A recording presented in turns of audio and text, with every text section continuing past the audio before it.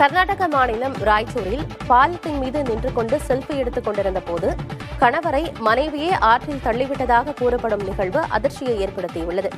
குர்ஜாப்பூர் பாலத்தில் நின்று கணவன் மனைவி செல்ஃபி எடுத்துக் கொண்டிருந்த போது திடீரென்று கணவன் ஆற்றில் விழுந்தார். இதனை பார்த்த கிராம மக்கள் கயிற்றின் மூலமாக அவரை காப்பாற்றினர்.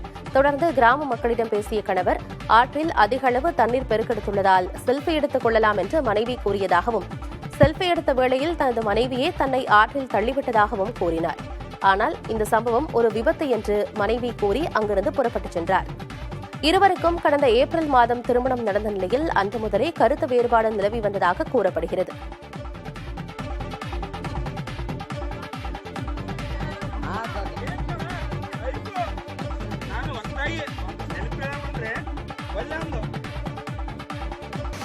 காவிரி ஆற்றில் நீர்வரத்து குறைந்ததை அடுத்து தருமபுரி மாவட்டம் ஒகேனக்கலில் 18 நாட்களுக்கு பிறகு பரிசல் இயக்க மாவட்ட நிர்வாகம் அனுமதி வழங்கியது.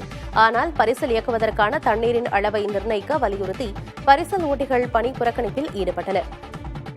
மாமரத்து கடவிற்கு 8000 கன அடியும், ஊட்டமலைக்கு 30,000 கன அடியும், சின்னாறு, கோத்திக்கல்லு 50,000 கன அடியும் நிர்ணயிக்க வலியுறுத்தி இந்த போராட்டம் நடத்தப்பட்டது. ஜம்மு காஷ்மீரில் தியாகிகள் தினத்தை முன்னிட்டு அவர்களின் கல்லறைக்கு செல்லவிடாமல் முக்கிய அரசியல் தலைவர்கள், சட்டமன்ற உறுப்பினர்கள் மத்திய படையினரால் வீட்டுக் காவலில் வைக்கப்பட்டனர். இது வெளிப்படையான ஜனநாயக விரோத நடவடிக்கை என விமர்சித்துள்ள முதல்வர் உமர் அப்துல்லா, ஜூலை 13 எங்கள் ஜாலியன் வாலாபாக் என்றும், பிரிட்டிஷ் ஆட்சிக்கு எதிராக போராடிய முஸ்லிம்கள் இன்று வில்லன்களாக சித்தரிக்கப்படுவது வெட்கக்கேடு எனவும் குறிப்பிட்டுள்ளார்.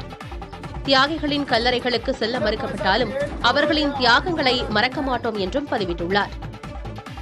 1931இல் மகாராஜா ஹரிசிங்கின் ஆட்சிக்கு எதிராக போராடிய 22 காஷ்மீரிகள் சுட்டுக் கொல்லப்பட்டதை நினைவுகூரும் விதமாக ஒவ்வொரு ஆண்டும் ஜூலை 13ஆம் தேதி தியாகிகள் தினமாக அனுசரிக்கப்படுகிறது.